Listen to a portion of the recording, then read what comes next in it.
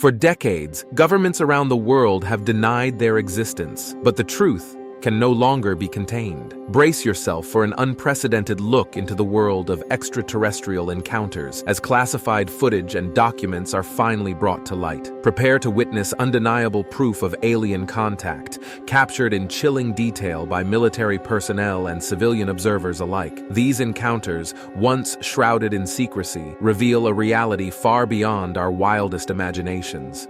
The Shag Harbor Incident. This UFO encounter is often referred to as Canada's Roswell, so I was shocked that I hadn't heard of it before. Basically, this incident took place on October 4th, 1967, when an unknown object crashed into the water near Shag Harbor, which is a tiny town in Nova Scotia. There were at least 11 people who witnessed this object as it crashed, and many people claimed to have heard a whistling sound followed by a loud bang when the crash took place. The witnesses that claimed to have seen the UFO were all doing a bunch of different things at the time. One couple was just sitting on their porch, but the two witnesses that really get me are a flight pilot and a ship captain. On Air Canada Flight 305, First Officer Robert Ralph pointed out to Captain Pierre Charbonneau that there was something strange out the left side of the aircraft. They reported an object tracking along on a parallel course a few miles away and described it as brilliantly lit, rectangular object with a string of smaller lights trailing the object. Shortly after they first noticed it, there was a large but silent explosion near the unknown object, and then 2 minutes later there was a second explosion, but this one faded to a blue cloud. As for the ship captain, Captain Leo Howard Mercy saw 4 blips on his Deca radar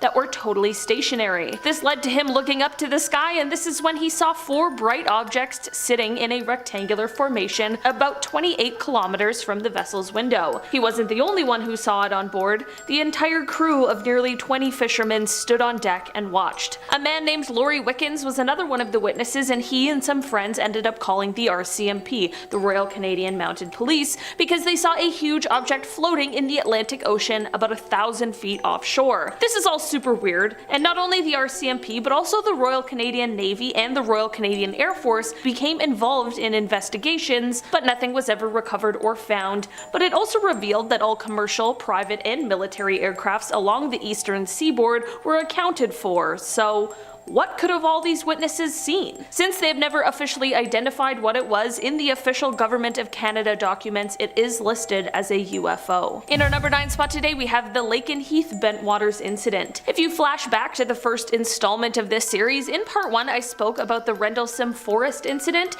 and this one is kind of similar to that one, which only adds to its bizarre nature. In August of 1956, radio operators at Royal Air Force Bentwaters began to notice something strange on the radar. Basically, there was some sort of aircraft, and whatever it was traveling at speeds of over 1,000 miles per hour. Of course, since this was near an Air Force base, they immediately sent training aircrafts up to intercept and investigate, but at that point it found nothing. Shortly after this, a ton of Air Force personnel on the ground began to see a bunch of bright lights in the sky, darting around quickly, and they were also being picked up on the radar again, this time traveling at even higher speeds, closer to 2,000 miles per hour. This is when they sent up 2 Venom interceptors and directed them towards the radar target that was now over Lakenheath. The pilot of the first Venom did achieve contact, but the UFO was quick to outmaneuver him and ended up behind him. The UFO actually chased this pilot for about 10 minutes, despite the pilot doing really aggressive, evasive tactics. The pilot was described as, quote, getting worried, excited, and also pretty scared during this encounter. In the end, they were forced to return to base, and the target remained on their radar screens for a short while before it disappeared. The Condon Committee looked into this case and made quite an unusual conclusion. They normally conclude that UFO sightings are due to some natural phenomena or aircraft,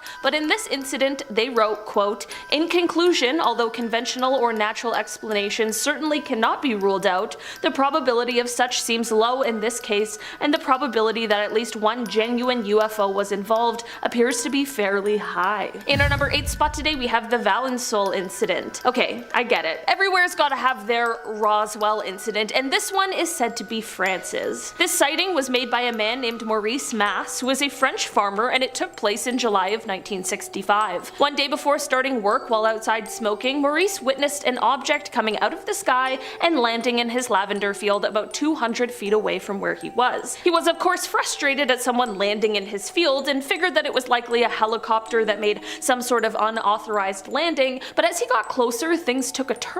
He realized this was no helicopter and instead was some sort of oval-shaped structure that was standing on 4 legs. In front of the strange craft were 2 figures just under 4 feet tall. He explained that they were making sort of grumbling sounds and included a brief description of these creatures before explaining that one of them took out a pencil-like device and pointed it at him, which left him completely stuck in his tracks, just frozen in time. As he was stuck there, the creatures got back in their craft and took off, and after about 20 minutes he finally regained his ability to move. Here's the thing.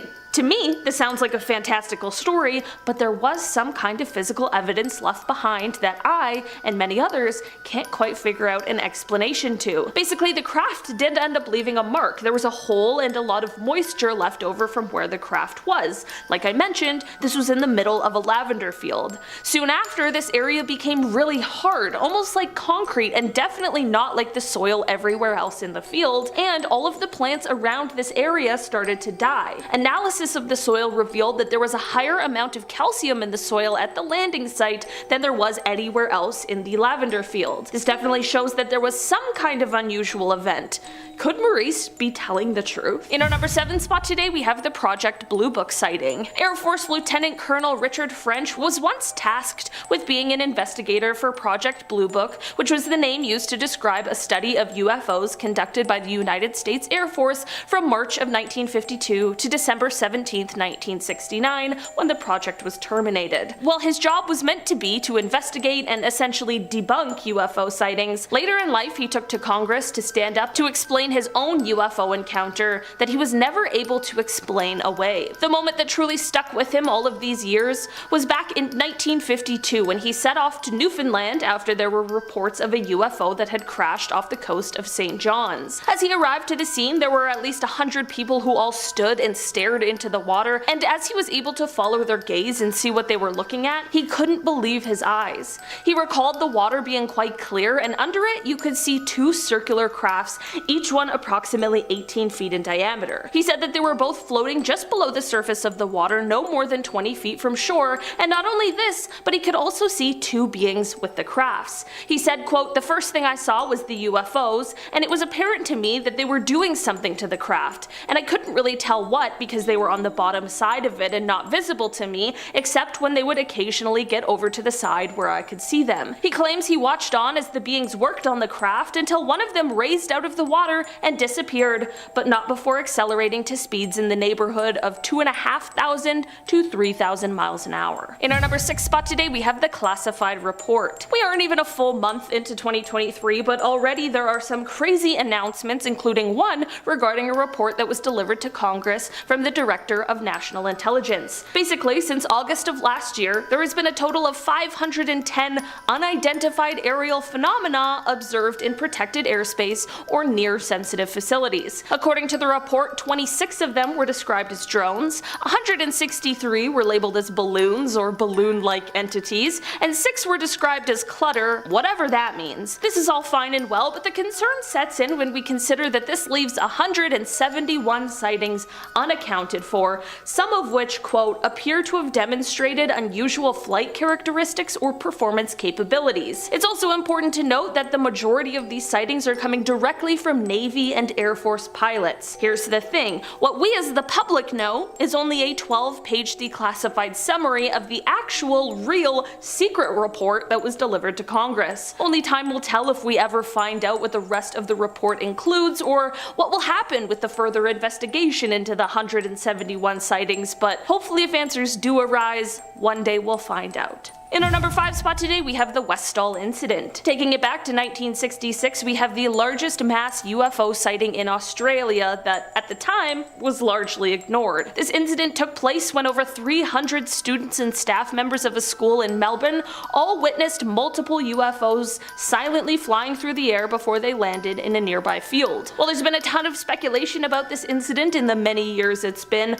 one witness account stands out among the rest, and that is the account made by the science teacher from the school, Andrew Greenwood. He was alerted to the UFO event by a hysterical student, and when he went outside to see for himself, everything changed. Previously a skeptic of UFO stories, Andrew's mind was abruptly changed when he saw, as he described it, a round silver object about the size of a car with a metal rod sticking up in the air. He went on to explain that suddenly 5 planes came and surrounded the object, all while more people were gathering to watch. He called what happened next the most amazing flying he had ever seen, explaining that, quote, every time they got too close to the object, it would slowly accelerate, then rapidly accelerate, and then move away from them and stop. They would take off after it again and the same thing would happen. This went on for about 20 minutes before the mysterious object just vanished. As weird as this all was, what was almost weirder was what happened next. Firstly, the headmaster of the school is said to have tried to put a stop to anyone talking about the incident at all, threatening severe punishment to any student or staff who was caught speaking about it. And when the Royal Australian Air Force contacted him, he refused to talk to them about it at all. There have also been stories of witnesses getting visits from people warning them not to speak of the incident. Andrew explained, quote, when he asked the physical education teacher to describe what she had seen herself so that he could compare it with his own observation, she just wouldn't say anything. Another witness who did talk to Andrew and described what she had seen in great detail, just 30 minutes later refused to speak to him and wouldn't say a word. Was this because of the threats from the headmaster, or was something else going on here? This is definitely a strange UFO story that leaves behind a lot of questions. In our number 4 spot today, we have Flight 1628. Back on November 17th, 1986, Japan Airlines cargo flight 1628 was flying from Paris to an airport near Tokyo when they had a very strange UFO encounter. On the part of the flight where they were over Alaska around 1711, the crew witnessed 2 unidentified objects to the left of their craft. The 2 objects rose up quite quickly to meet the craft and continued to fly alongside it. Each object had 2 rectangular things that are said to have appeared to be some sort of glowing nozzles or thrusters, but the crew on the plane couldn't see much else. They weren't able to see if there was anyone or anything inside. The closer these objects came to the plane, the more light was let inside, so much so that at the closest points, the plane's cabin was totally lit up, and the captain even said he could feel heat from the lights on his face. After this, the 2 objects left, but this was not the end, because a third, much larger disc-shaped object showed up and started following the plane. In the end, the plane needed to make an emergency landing in Anchorage, Alaska, because this third craft was seriously large and incredibly frightening, and they just needed to figure out what was going on here. The plane landed successfully and investigations were conducted, but to this day, no one is exactly sure what the men on board saw, but the entire crew witnessed the exact same thing. In our number 3 spot today, we have the Mount Rainier Incident. This incident took place when Kenneth Arnold was en route from Chehalis, Washington to Yakima, Washington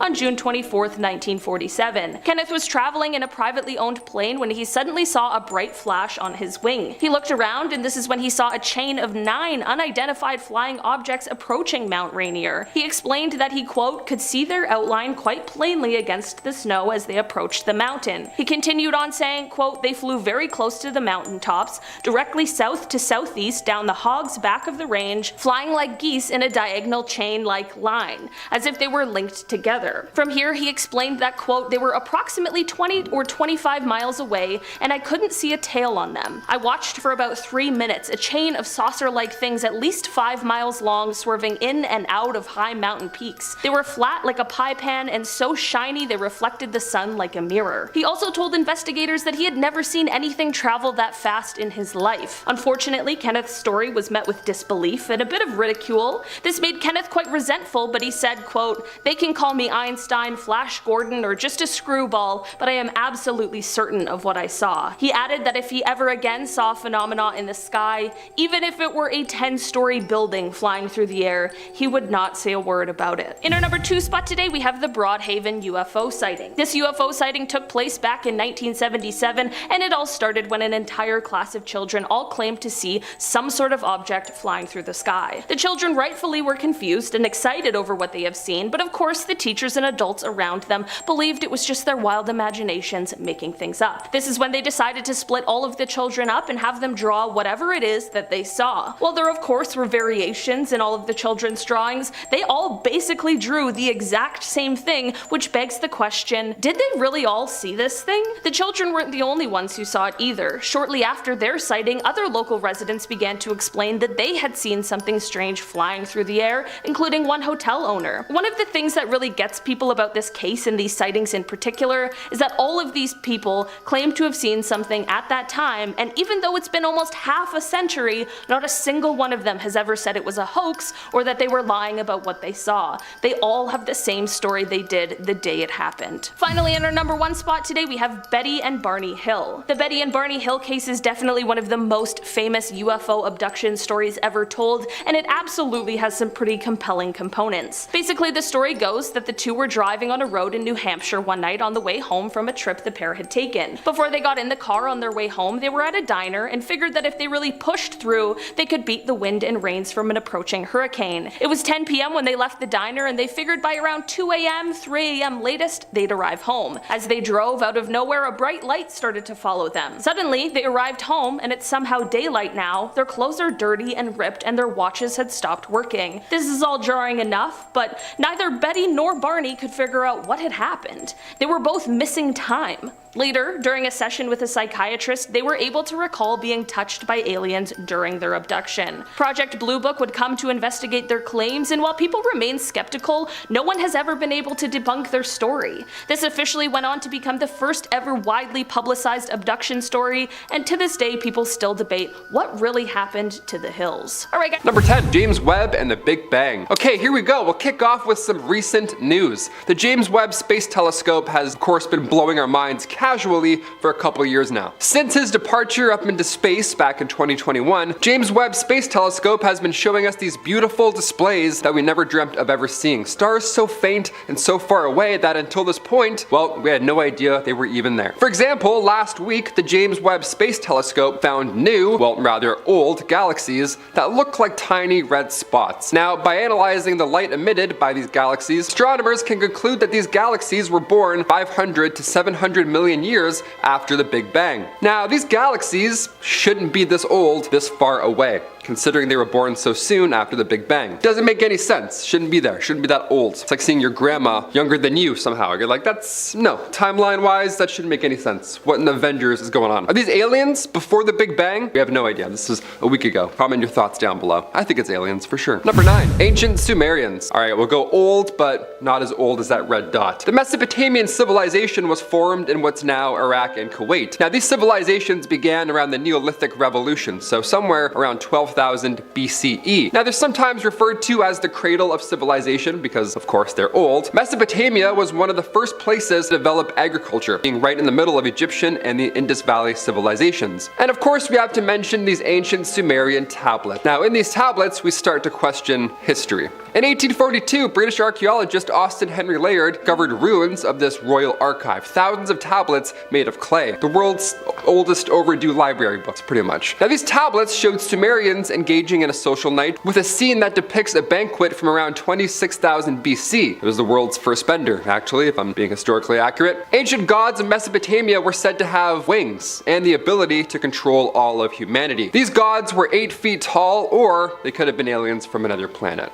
Again, we don't know. Could be gods, could be aliens, could be neither. Drawings of a very tall man, like me, who knows. The Sumerians wrote one of the oldest tales in human history. It's called the Epic of Gilgamesh. So maybe these alien gods inspired them and inspired literature. Who knows? I'd probably write a book if 8 foot tall winged gods landed on my crops for sure. I'd write a journal or two. Number 8. The Madonna with St Giovani. All right, going back to some art for this one. In art history, even in our ancient history, there have been writings and paintings of the, well, potential extraterrestrial variety. As one example shows, the 15th century painting, the Madonna with the St Giovani, depicts the Virgin Mary. Also, in the background of this painting, features some sort of hovering disc-like object that looks, well, it looks a lot like a UFO. No? I don't know. I can't really describe this. This isn't the only example, however, as we've seen other sorts of otherworldly beings in ancient cave paintings and other Sanskrit scrolls. There are even some people who swear that it's also written in the book of Ezekiel. Aliens are pretty OG. It certainly says something that potential alien sightings have existed since, well, that far back in our human history, so it must either point to proof of alien existence or just humans being obsessed with conspiracies of alien existence. I'm on the latter side. I really want aliens to be real, but I don't think so. I don't know. Number 7,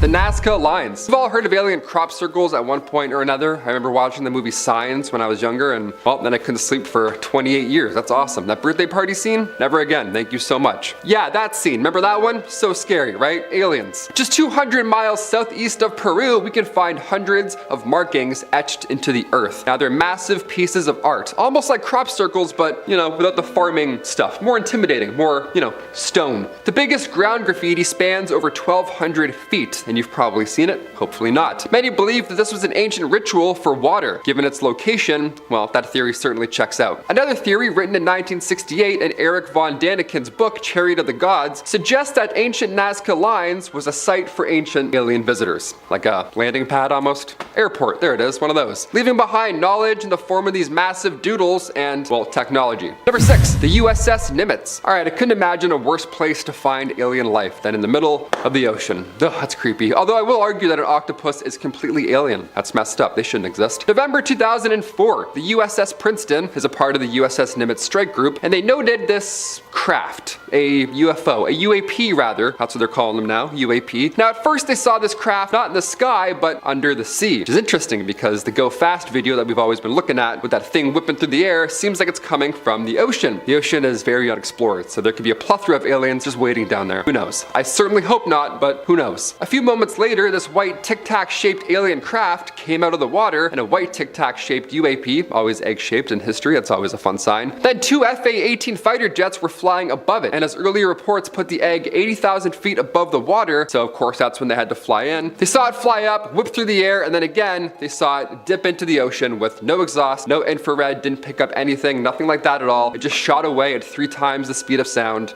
underwater, gone. Can aliens go underwater too? That's a little bit OP, it's not fair. Number 5, Oumuamua. This one here has scientists and Reddit users all fighting alike. So just a few years ago, scientists all agreed that we had found an object that was flying through our solar system, and they called it Oumuamua. It was widely agreed upon that it was an interstellar comet that had somehow swung out from another star and ended up near us at a very high velocity. But upon closer examination, they realized that something was propelling this and causing it to accelerate, and this is when the debate started. A.V. Loeb, who is a Harvard University astrophysicist, proposed the idea that rather than a comet, this could be an alien probe that is being pushed by a light sail. A light sail is a very wide but extremely thin piece of material that could be accelerating this, you know, space cigar. Other scientists didn't agree with this. Fair, I mean more than fair. And instead they believed that this is possibly the hydrogen ice could have been melting off the object in a way that would mimic a rocket or something that can propel it in nature. But in August of last year, A.V. wrote in a study that hydrogen ice is too easily heated and it would have melted off long before this, long before it reached our solar system. So really don't know what's propelling this massive space cigar. So we think aliens. Do I think aliens? Maybe. I don't know. I'll never tell. Number 4,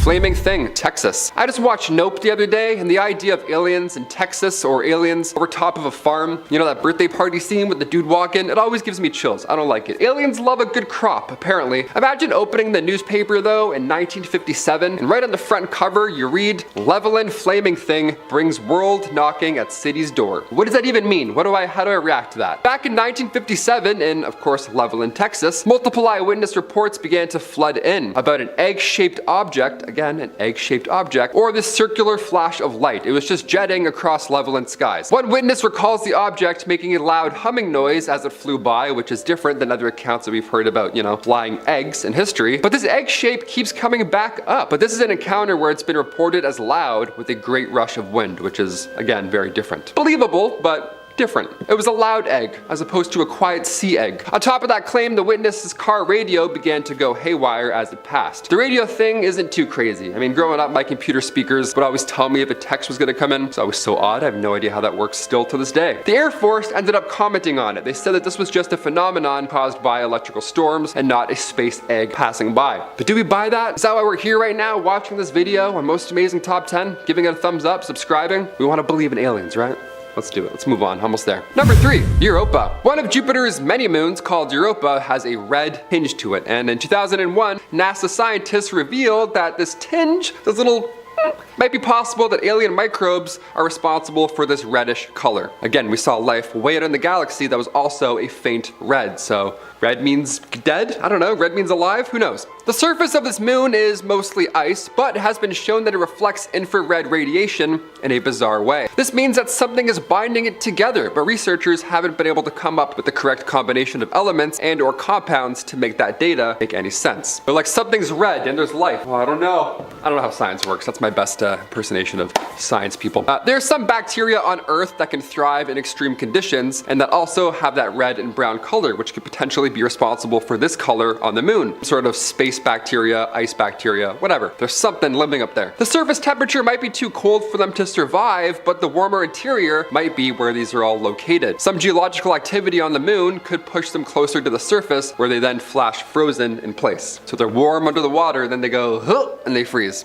It's a horrible way to go out. Little space bacteria. Number 2, OHare Airport. A UAP spotted in the airport. Worst place to see it, in my opinion. Are you sure it wasn't an airplane? Heard there's a few over there. The day was November 7th and the year was 2006. Flight 446 was gearing up with passengers and luggage, of course, ready to fly to North Carolina from Chicago's OHare International Airport. But the flight was a tad delayed due to the hovering metallic craft hovering above all the planes. Yeah, can't really take off when that shiny ball's in the way. 12 United employees and others were just there to fly out. It was 4:15 p.m. so it wasn't at midnight. Nobody was tired. Nobody was delirious. It was clear as day. It was a business day otherwise, and everyone saw this. Witnesses watched it hover for around 5 minutes before it eventually zipped off back into the sky. It even pushed through clouds, so people say it wasn't a balloon. This report was one of the most read stories on the Chicago Tribune's website. I mean, of course, it's about aliens, but eventually it was deemed a weather phenomenon, because why, of course it was, wasn't it? The UFO was not seen on the radar, or any radar for that matter, so now we're just gonna go off what people said that many years ago. Although last week we saw 3 balloons and have no idea what they were, so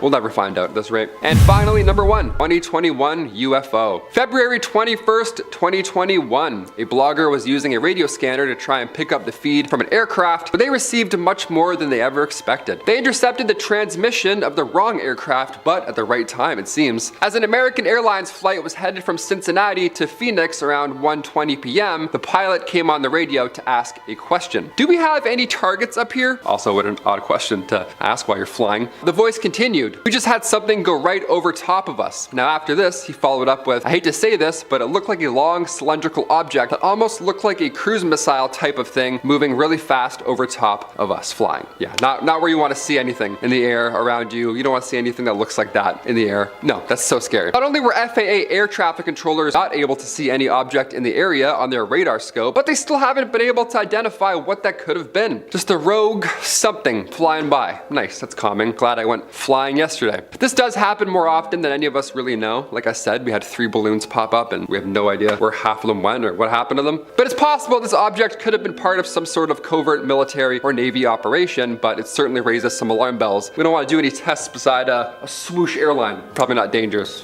Dangerous? Probably not safe. Coming in at number 10 is the orange disc. In 2020, a report of a UFO over the Vatican in 2007 came to life. UFO hunter Scott Waring believes the unidentified flying object's shape closely resembles a flying saucer. He said on his UFO Sightings daily blog, this report is from 2007 but was just reported today at MUFON. An orange disc was caught in a photograph over Vatican City. UFOs have been seen over the Vatican before, but orange UFOs UFOs are usually seen in South America and Central America, so this is odd. The object is a disc viewed from the side. The disc doesn't have a classic hump, but instead its upper center comes to a point and lower center is flat, no bulge at all. For me, I can clearly see this is a disc. It's a little in focus, so it's not that far back. It looks to be about 10 meters, 33 feet across. If it was traveling fast, it may have gotten caught by accident.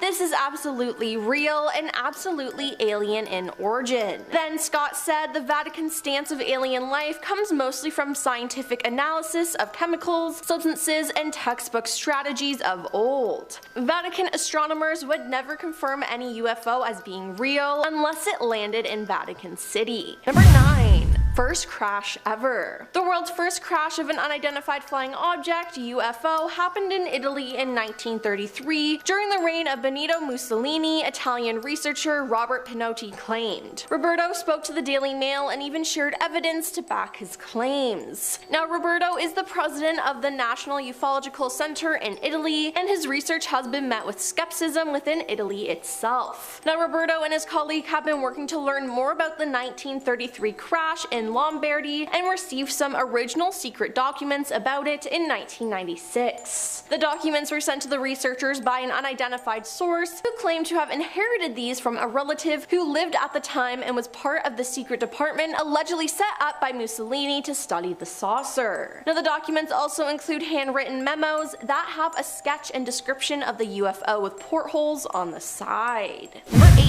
Donut UFO. In 1978, unidentified flying objects that gave off green, red, and white lights and had a donut-like hole in the middle were reported and in some cases photographed at dozens of places between Sicily and Milan in the north. It was reported by none other than the officers on duty in the operation of police headquarters. Dozens of people called, all with the same message. You see an enormous beam of green light just overhead. A lieutenant and non-commissioned officer, driven by curiosity, as they said later, ran out on the terrace and one exclaimed, "I see an enormous beam of green light." A bank clerk, Nino Raffagino, said he spotted an object just before midnight, made a dash for his 1000mm telephoto lens, and came up with a series of pictures that appeared in the press. One taken when the object was stationary, according to Nino, showed a disc of light with a hole in the middle. Officers that were alerted by citizens' calls also snapped pictures and sent them to the newspapers. Taken while the object appeared to be moving, they showed a long, wide streak of light in the dark sky.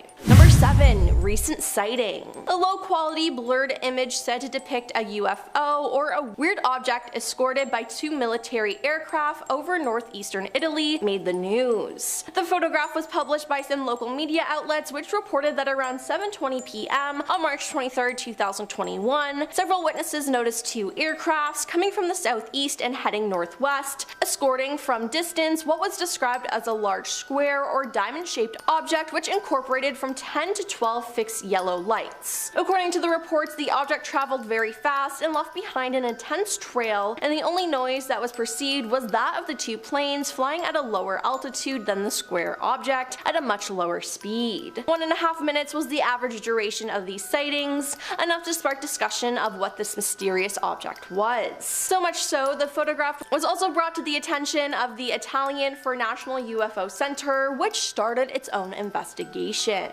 Number 6. 22nd sighting. There are episodes in Italy which whole crowds have witnessed inexplicable phenomena. On October 13, 2016, a series of people spotted a UFO in the sky over Geneva. The sighting lasts for 20 seconds, and there are those who had time to take photos or videos from different points in the city. The Air Force was contacted immediately, but no trace of the object was found in radar tracks. It seems like we'll never know what this strange object was, but I believe the people who saw it. Number 5. Pilot discovery. On June 18, 1979, the then pilot Marshal Giancarlo Sansoni was returning from a photographic survey. Giancarlo, who belonged to the 14 group of the 2 fighter-bomber reconnaissance wing of the Italian Air Force, was on board a G91R equipped with 4 Vitin cameras located in this way: 2 on the sides of the front of the cockpit, 1 in the front position, and the 4th at the ventral position. With these, he had carried out the photographic surveys that he had been in charge of, but while flying, he saw something strange. He then arranged with the ground control body staff to go and identify an object that was detected by the radar. At the moment of the sighting, it occurred to him that it could be a solar UFO, but then he realized it was something different. The day was beautiful, and he soon realized that the black spot had very different characteristics. It appeared to him in the shape of a dull black fuel tank, and on its slightly flattened upper part, he noticed a fairing with 2 mustaches. This was underlying something clear and white,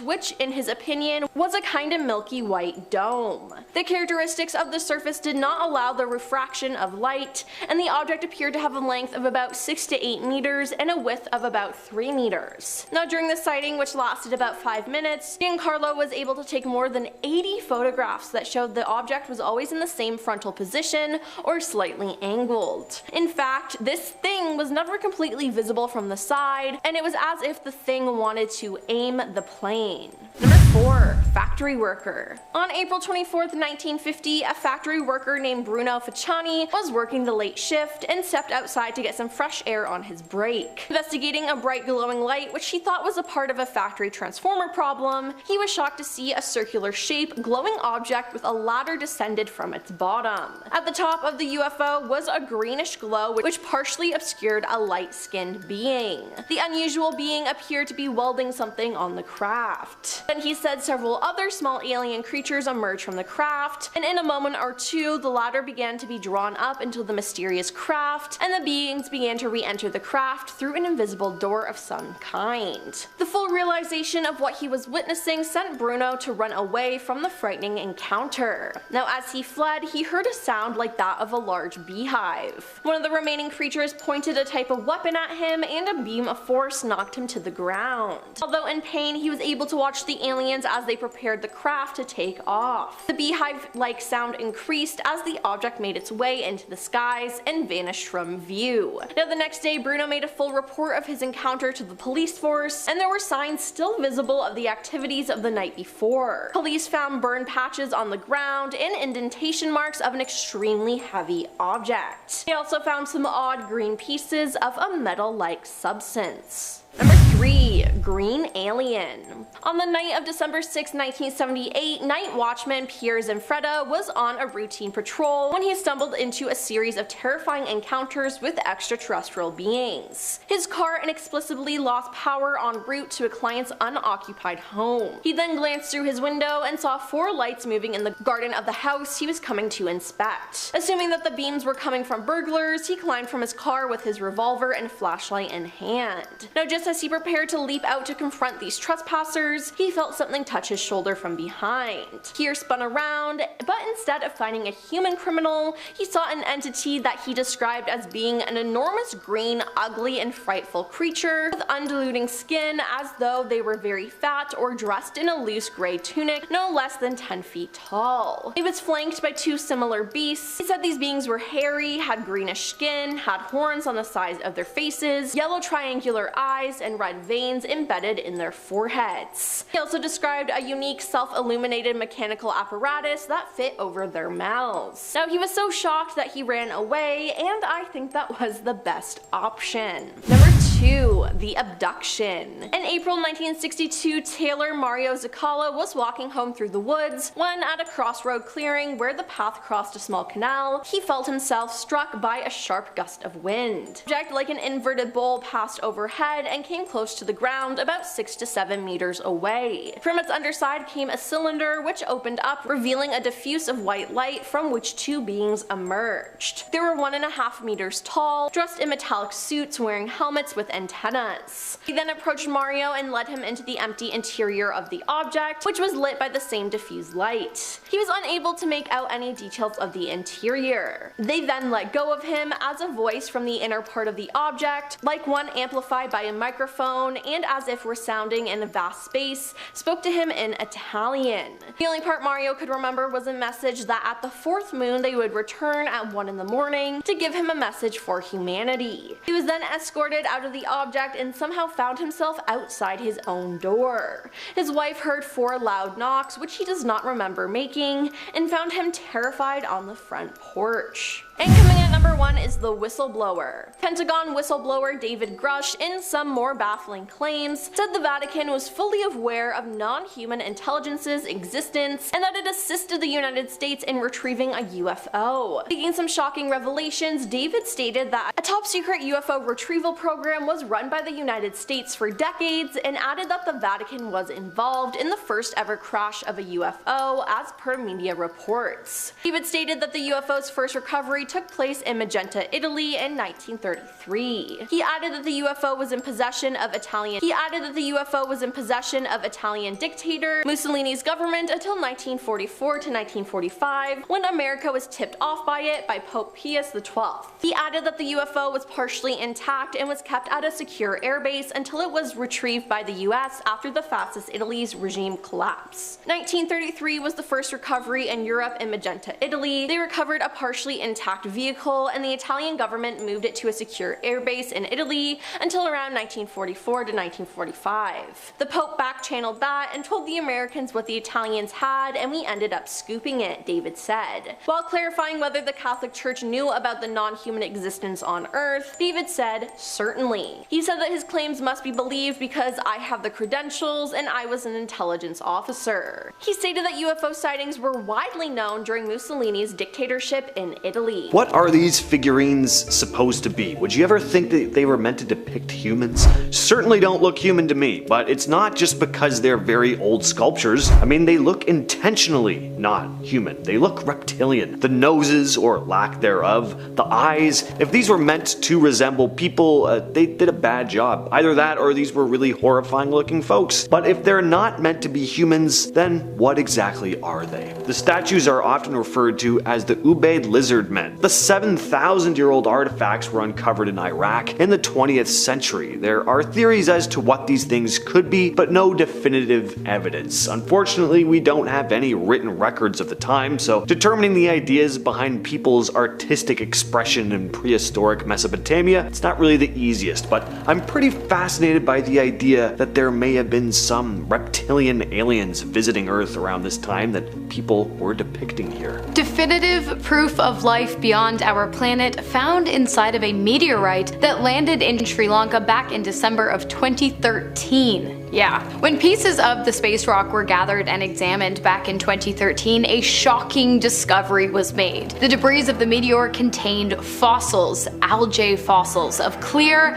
extraterrestrial origin, according to lead scientist Professor Chandra Wickramasinghe. Because algae is technically alive, if Professor Chandra's science is correct, the discovery marks the first documented discovery of life that originated from outside of our atmosphere. While the legitimacy of the work has been debated amongst Chandra's peers, who claim that the algae may have been embedded into the meteorite during its time on Earth, the professor is standing firm in his discovery and has claimed that among the algae fossils he discovered were other organisms that are not yet identified and do not match anything discovered on Earth thus far, which of course is great news for those of us who are really hoping that Chandra's discovery of extraterrestrial life is legitimate and that the doubters are just mad they weren't able to make the discovery for themselves. Are these sculptures of planes? They kind of look like stylized planes to me, but that would be impossible because these are thousands of years old. They're artifacts from what is known as the Kumbaya period, a pre-Columbian culture which was around from about 500 BC to 680. They were known for their skill in metalwork. I mean, obviously these things are lovely, but yeah, they really do look remarkably like modern airplanes. They have wings that don't really look like bird wings to me, and a lot of them even have what look like tail fins. So how and why were these created? Did these people somehow have knowledge of what the future of air travel was going to look like?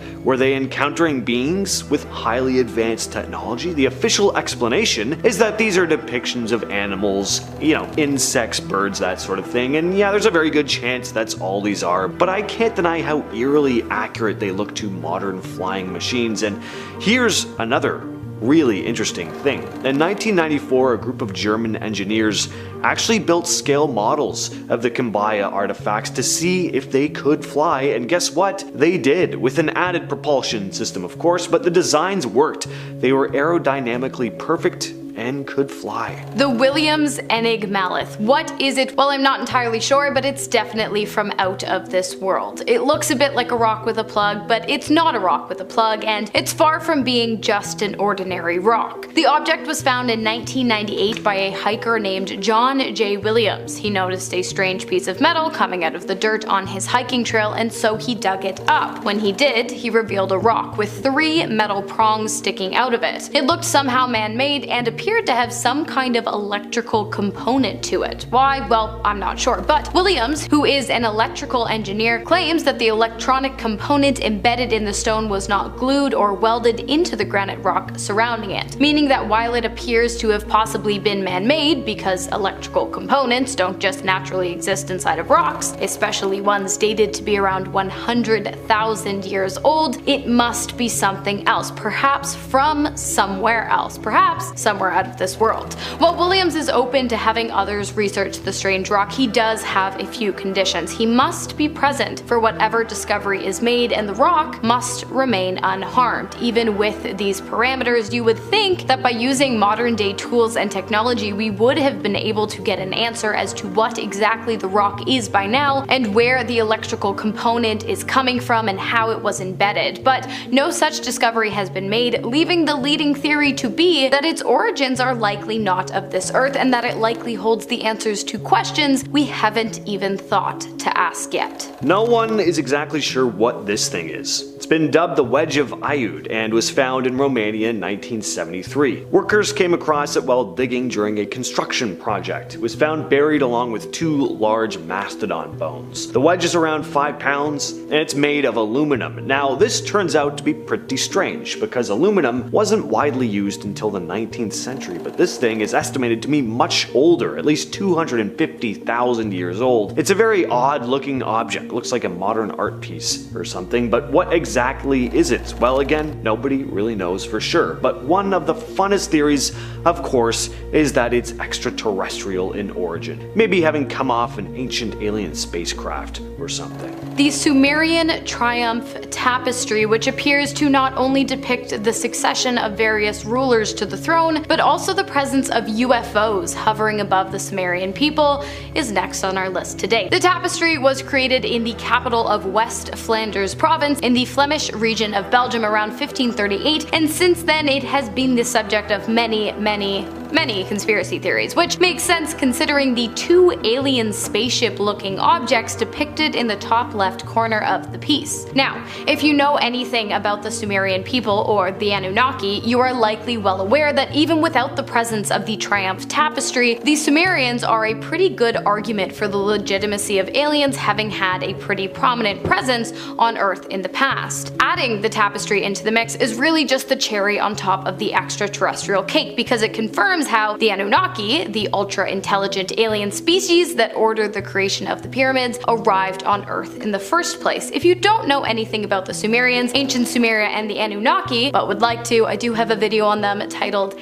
Ancient Sumerian Mysteries that may never be explained that you can watch after this. Next, we have the Costo artifact, known as one of the world's out-of-place artifacts. It was discovered in 1961 near Olancha, California. While out looking for geodes, these rock collectors found a strange rock that seemed out of place, and when they cut it open, they were surprised to find it actually had a metal core inside. The outer layer of the rock was encrusted with a hard substance, while the inner metal core was a cylindrical object that looked almost like a spark plug. This was not what anyone had been expecting to find, because the rock seemed to be millions of years old, far older than the age of modern machinery. So it sparked, see what I did there? It sparked a lot of curiosity. Some researchers think this is just a naturally occurring geode that somehow formed around a modern spark plug, but what if it's not the case? What if it's a piece of ancient technology left by an advanced civilization, or even more interesting, an object that some extraterrestrial beings left behind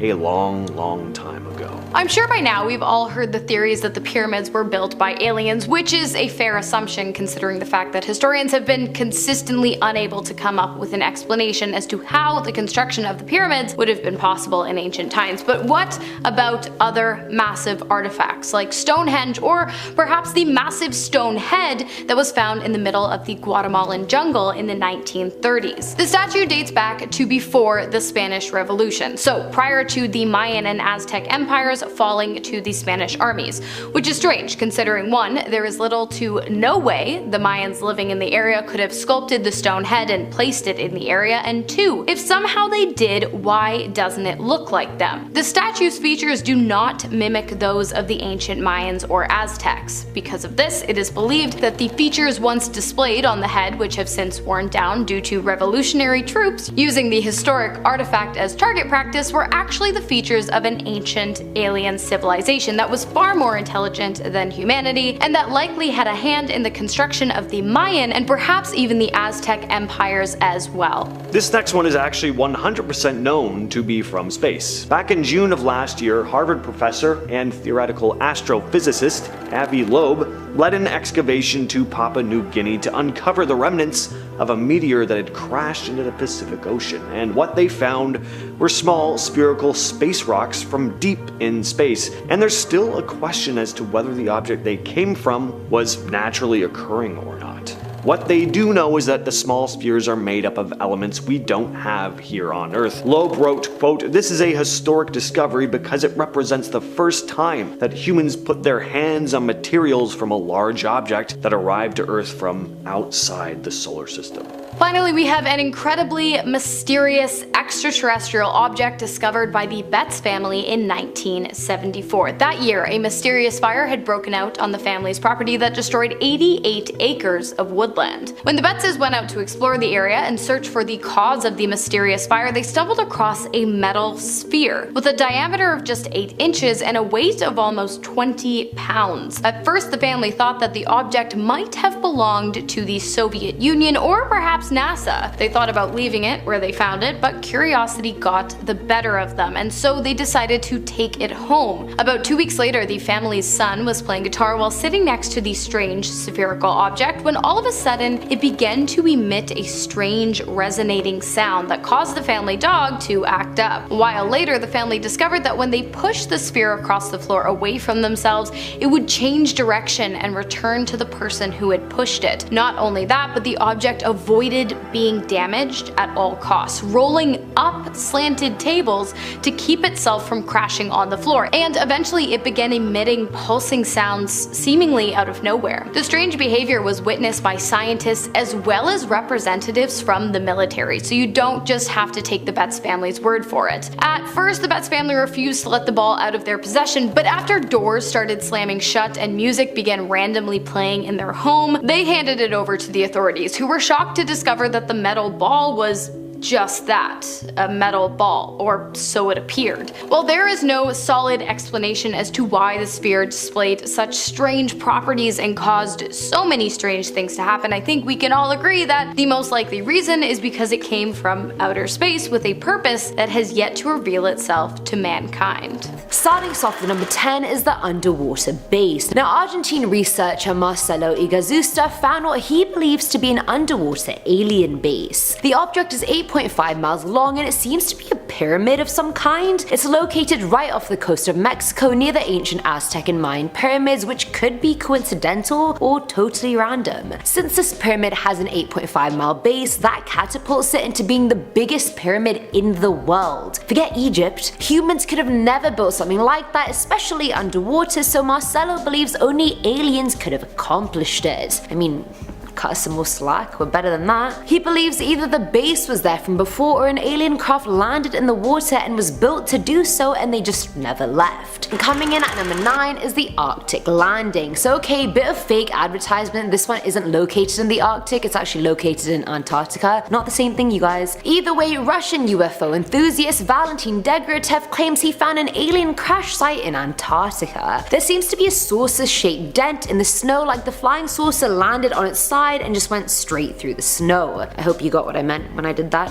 I mean, I need to speculate and offer other explanations like, okay, is the ice breaking apart underneath there and that's what's causing the slit? But I feel like that's far-fetched, but then again, so is a flying saucer. But it is peculiar and it's surrounded by ridges and flat snow, so it's just a big unexplainable anomaly. I don't know, guys. Is it just a random slit? Is it an alien saucer? I don't really know. At number 8 we have the Martian Twins. Now during the Kofun era in Japan, which was during 300 to 538 AD, they used to build Kofun tombs. And these tombs were for people of the ruling class and they were shaped like keyholes most commonly and surrounded by water. That's all well and good, but alien hunters spotted a mound on Mars that looked identical to one specific Kofun era tomb. Now they fully believe that the suspicious similarities between both features is evidence that Martians settled on Earth centuries ago after a catastrophic unknown event forced them to leave the red planet. They ended up building a similar structure on Earth and then going back to Mars when it was finally appropriate. But again, I feel like this whole theory is speculation. How do we know what this catastrophic unknown event was, and if it even happened? If aliens have the technology to travel to another planet and set up camp there, surely they could have evaded whichever terrible thing happened on Mars. Is that too much to ask? I don't think it is. I don't think my expectations are that high, you guys.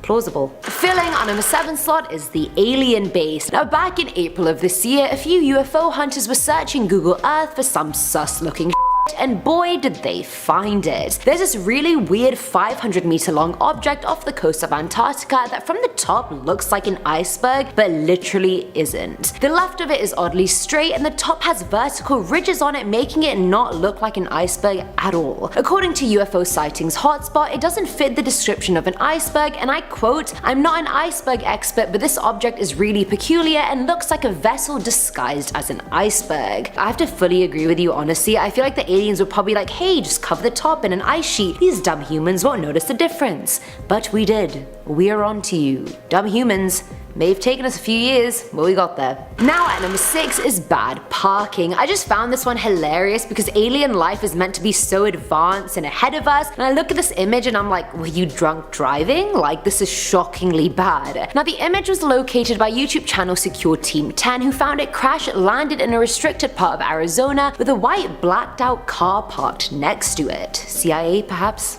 Probably. Now the flying saucer looks really old fashioned if anything, like it's not slick or thin, and I'm pretty sure it landed upside down, which is what's really funny to me. Like, how do you mess up a landing that badly? Maybe the aliens decided to take one of the old ones for a ride and then didn't realize how outdated it was, and then boom, disaster, flipped it over. You're gonna be grounded when you get back to your planet. Coming in at number 5 is the Slit. In the very remote British territory of South Georgia, a really strange thing was found in the snow, and no, we're not talking about my ex, but wow, he keeps popping up in these videos. Now alien hunting YouTube channel Secure Team 10 found a slit in the snow that they claim has all the signs that point to a UFO crash landing. It has the exact trajectory of an angular flying object that came to a screeching halt in the snow. Now the imprint isn't a plane, otherwise we would have known. It's not military craft, or we would have known, and the crash is too narrow and small to be anything other than an alien craft. But I mean, I don't really know. I think calling every weird slit in the snow an alien crash landing is a bit of a cop-out, but alien hunters clearly know better than I do, so I'ma just leave it to the experts. At number 4 is the flying saucer. Clearly you can tell I'm running out of title ideas, and I mean there's only so many different ways you can say spaceship, okay? Either way, YouTube channel Secure Team found an image on Google Earth that they believe is a flying saucer. Located in the South Pole, the circular object in question is sticking out of a mountain amongst the snow. But the rocky areas around it are quite rigid and randomly cut, whereas this object is oddly round, and like perfectly round at that. And I can't zoom in enough to tell if it's just a round cut of water that's randomly there or if it's actually alien aircraft. But since I've never seen alien aircraft, I don't even know. Even if I could zoom in, would I know? Who knows? Now there's like a thinner outline inside the actual outline of the round bit, which seems unnatural to me. Like there's no way that bit's natural. Has to be man-made or alien made. But I feel like zooming in more is necessary to get an actual conclusion, and alas, I can't do that. And I'm definitely not gonna go to Antarctica just to find out. but you can, and let me know if you do. Filling our number 3 slot is the floating island. Now located in Argentina, back in 2016, UFO Sightings Daily fully believed this floating island was the entrance to an alien base. On Google Maps, it looks like a random crescent was cut out of the greenery in the area. Like, there's no other shape like that found nearby or on the continent or in the country for that matter. The island actually moves and rotates in a circle, and considering Argentina has had many UFO sightings over the years, it could be possible that aliens have their base underneath this island. Never say never. Now the Slit could easily fit a 100-meter UFO through it, and no one has actually gone and explored the water beneath the floating island. I think it's just really weird how there's like an oddly perfect circular island that magically got cut out by Mother Nature, and oh, it also rotates and moves. Like, nah honey, that's not Mother Nature, that is alien nature. Now at number 2 are the Skidmarks. Now, in June of this year, UFO theorist Scott Waring found what he believed to be an alien crash site in Antarctica because apparently that's the go-to landing pad for most aliens on this list. It's located towards the north of the island off the coast of another little island, if you know what that means, because I don't, since I'm not an Antarctica expert. Now on the image, he claims part of the UFO's wing is folded up and its concave area is severely dented. There are evident burn skid marks trailing behind the craft, and the craft itself looks to be made of some metallic material. The craft is apparently 96 meters long, while the trail it left behind it is nearly 450 meters long, so clearly it was a really rough landing. And finally, at number 1 is the debated. So even though this one has been debunked, I put it as number 1 because it was so widely believed to be an alien crash landing site for so long before, you know, it obviously wasn't. Now the satellite image shows a mountainous island off the coast of Antarctica. Now in the smooth snow, there's a block of something that's crashed into the snow, leaving a long deep trail behind it. I mean, and I get the allegation, it's narrow, and how often do things really crash into Antarctica unless it's a UFO? From this list, clearly, so I get why the thought was there, and the trail is quite long, but if you follow the trail back, you'll see the trail goes back to a mountain peak and a bunch of disturbed snow. And how many times did I just say trail in the last 30 seconds? Now people believe an avalanche occurred and debris was what the object was, or perhaps it was a trapped submarine, I don't really know. Either way, debunked, finally. In our number 10 spot, we have a frozen alien corpse. Scientists have discovered this frozen alien corpse in Russia. It was found by 2 people in Siberia after claims of a UFO came to Earth. Allegedly, it was missed by the Russian military after they cleaned up the area after the crash. The corpse was pretty damaged, but the being was 2 feet high and part of his right leg was missing. Also, apparently this particular area in Russia is a hotspot for UFO sightings, and there are a number of reports of sightings every single year. In fact, there was a sighting that reported seeing a UFO crash in the area, and so the finding of this alien corpse aligns with that sighting. Whoa, I want to go to Siberia now. If there is anyone watching from Russia, you know, from Siberia, please tell us of any other sightings that you may have come across in the comment section below. In our number 9 spot, we have traces of potential alien DNA. Scientists have recently discovered traces of DNA outside some of the Antarctic caves, which could suggest alien life. From algae DNA to small animals, there was so much evidence to support the idea that perhaps there once was a lot more living species in Antarctica. They did not come across any animals in the caves at the time, but they still found this to be a great discovery and have reason to believe that they will discover more evidence as they continue their search, or perhaps alien life might be underneath the ice sheets as there are warm temperatures coming from underneath the sheets, and that would suggest that it might be a place they could easily live in. In our number 8 spot, we have UFO discovered. That's right, in October of 2020, satellite photos of Antarctica were taken that had many people stop in their tracks. Surrounded by ice and snow, and with some ice still on it, we see an object that looks like half of a flying saucer that is also a bit raised, casting a shadow around it. As the ice sheets continue to melt around the world, it is believed that is why it has now been revealed, and it is also believed believe that this is potentially an aircraft from thousands, if not millions of years ago. According to experts, Antarctica would be a great place for aliens to go to because of how sterile it is, so it would make sense to land there. Of course, this is all speculation and there's nothing further on this discovery at this time. In our number 7 spot, we have the Alaskan alien. On January 3rd, 1989, NASA's Alaska York Station made a great discovery. They found an alien frozen in ice. Yep, an alien, just like you see in the movies with the great big eyes and bald head. Makes you wonder if perhaps the movies are showcasing these creatures the same because we've already discovered aliens and someone somewhere is telling illustrators to paint them a specific way. I wish I was someone that had pull to know all of this top secret information, although I guess if I was, then I wouldn't be able to make this video as I would probably have a target on my back. There is no other information on this discovery as it is considered top secret, but it is definitely a sign that alien life has been to this planet. In our number 6 spot, we have alien eggs. In 2015, it was reported that 2 friends were walking along a frozen lake in Utah when they discovered the most peculiar thing. There was a strange formation in the middle of the lake that honestly gives me shivers to look at. If you are someone that feels uncomfortable looking at a bunch of dots together or eyeballs looking at you, definitely look away. This has the same sort of displeasing effect. Small holes were seen poking out from the ice with a strange formation lying underneath them. The theories around what this is include a UFO landing spot, something that aliens left when they visited Earth, and the popular theory is alien eggs. There were some things there that were slimy, so the 2 friends left them, and that's why people believe them to be eggs.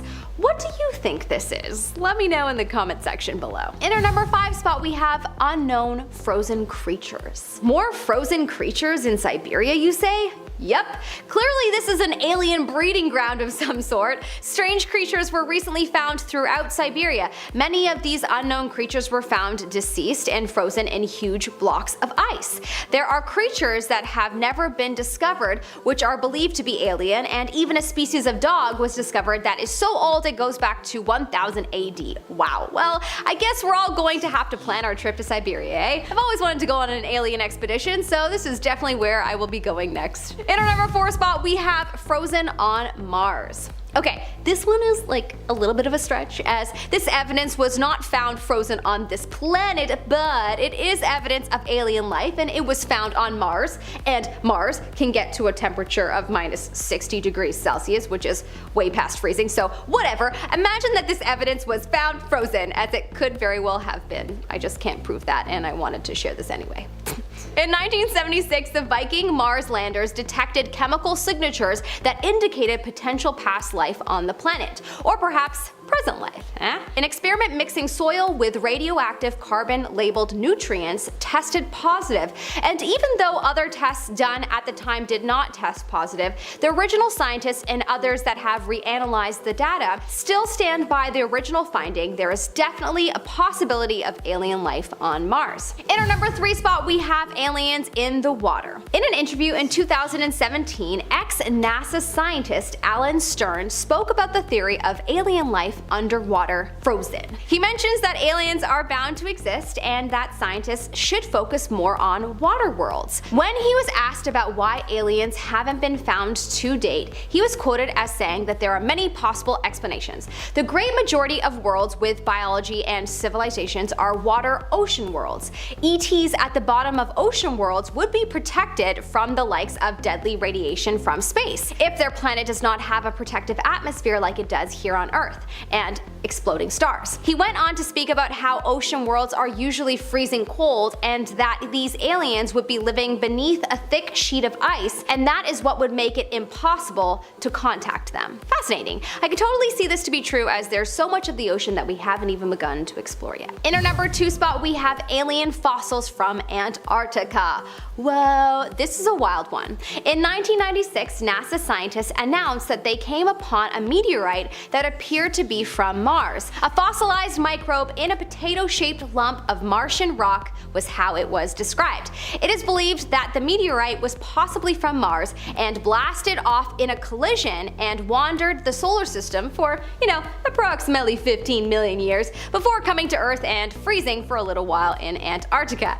After further analysis of the rock, it apparently contained organic molecules and tiny specks of mineral magnetite as well as nanobacteria. There is much debate about whether this fully indicates alien life, but a lot of scientists believe that it does. In our number 1 spot, we have a frozen ancient civilization. In 2017, there was a whistleblower by the name of Costo Geode who claimed that it was discovered that an ancient alien civilization is frozen and buried under 2 miles of ice in Antarctica. Apparently, this discovery was made in 1939 by a German expedition, but it was only until 2002 that archaeologists and scientists were allowed on the site. Apparently, Geode originally only knew about this secret expedition because of a USAF officer working in the program, but eventually Geode himself journeyed to Antarctica with the US Air Force to witness this secret project, where they have discovered the ruins of a 55,000-year-old alien civilization.